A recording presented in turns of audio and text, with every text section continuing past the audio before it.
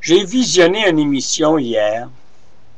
Oh, Seigneur de Seigneur, je vous dis que c'est un jeune homme qui est rendu à 41, 42 ans. A subi évidemment les assauts du gros sale qui est inculpé dans des pédophilies, qui se prenait pour un grand frère. D'ailleurs, il était dans l'association des grands frères, mais faites attention, là. Les grands frères, c'est très respectable. C'est pas parce qu'il y a eu un esti d'épais de colon qu'il faut... non, s'y prendre à ça. Non, parce que beaucoup font leur travail fantastique. Mais il y a eu ce gros sale-là. Et j'ai vu passer ce jeune homme-là hier. Oh, tabarnak. Aucune vérité, aucune crédibilité. Pas parce que je prends pour le gros sale de pédophile, non. Mais j'ai fait la morphologie de ce jeune homme-là à la télévision. Oh, tabarnouche. Non, ça m'a complètement abasourdi. Il y a un tissu de mensonge là-dedans, c'est effrayant. Même s'il y a un enfant, même s'il fréquentera les femmes, il restera un homosexuel très complété, même à problème. C'est une personne qui ne pourra jamais s'identifier homosexuel ou hétérosexuel. Il restera toujours dans la bisbille. Là, ça fait 3 mois qu'il est... Comment on appelle ça, là? 3 mois qu'il est sobre, mais il ne sera pas sobre longtemps. Non. Parce que, voyez-vous, moi vous le dire, hein? Ça va être une histoire choc, mais c'est une histoire vécue. On va s'accoter comme il faut, puis on va se parler entre moi et vous, là. J'ai été adopté à 6 ans. À 7 ans, pas tout à fait 7 ans, j'ai été abusé sexuellement par mon parrain. Jusqu'à l'âge de 10 ans. À 10 ans, j'ai été violé vulgairement, brusquement, à un point que ça m'a coûté une opération. Hein? Je n'ai pas tout expliqué les termes, je trouve ça très grossier.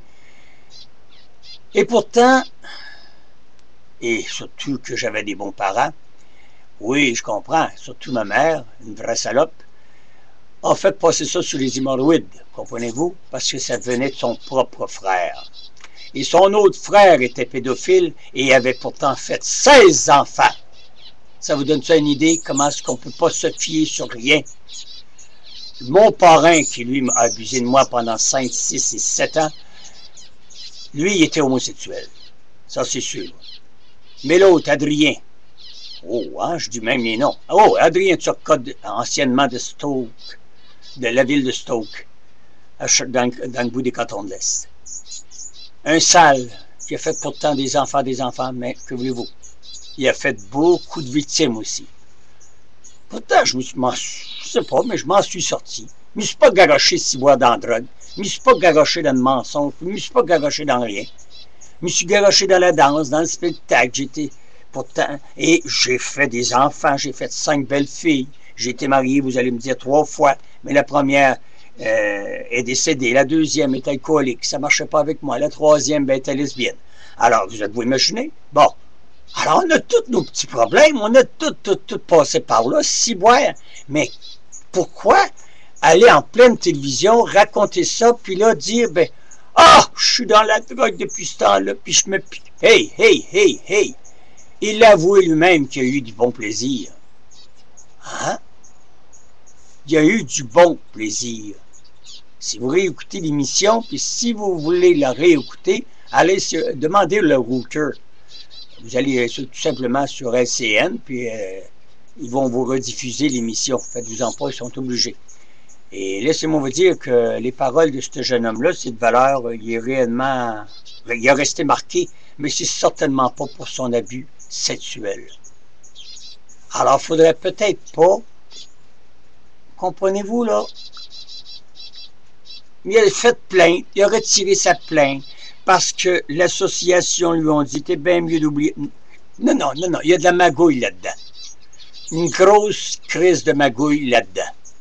Parce que quand vous subissez des assauts sexuels, ça c'est une femme avec un homme, ce soit deux hommes ou que ce soit l'inverse. Non, non, non, non, non, non. Il y a moyen de s'en sortir, malgré tout. Ça prend, d'accord, il y a du monde qui sont peut-être plus forts que d'autres. J'ai peut-être été comme ça, je ne sais pas du tout. Ça m'a causé des tentatives de suicide, moi aussi, faites-vous-en pas. Mais tabarnak, je suis rendu à 65 ans, j'ai fait une calice de belle vie, puis je me suis pris en main. Puis aujourd'hui, regarde, je vous parle, puis je peux vous raconter ces histoires-là sans être un paquet de nerfs, sans m'avoir drogué, encore bien moins pacté, parce que je ne bois pas. Fait que voyez-vous, il y a deux médailles.